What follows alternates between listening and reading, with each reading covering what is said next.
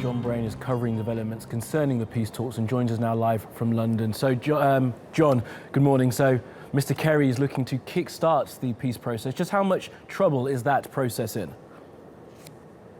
It's in deep, deep trouble, Kamali, as we've seen in Francis Collins' report. The evidence is on the ground, particularly in Aleppo, that the optimism, albeit cautious optimism, generated by the cessation of hostilities in March has now completely evaporated.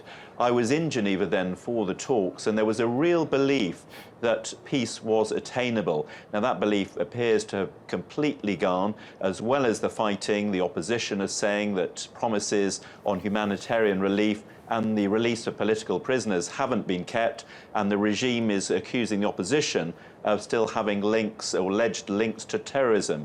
So that process is really moribund at the moment. Absolutely. And as you say, John, the process seems to now have fallen back on itself. What are the chances of us getting any kind of successful outcome, and what does success even look like in this regard?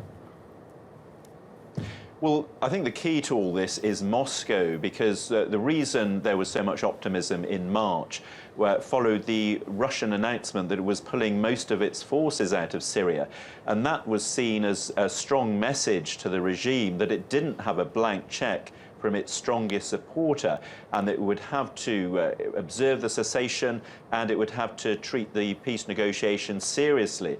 Now, the recent violence in Aleppo, presumably with Russian acquiescence, has tipped the balance back the other way. And this is why John Kerry is putting pressure on the Russians, because he realizes it's the Russians who are able to put pressure on Syria to resume the cessation and to return to the negotiating table. It's difficult to see anyone else with that sort of influence. Well, John, for now from London, thank you.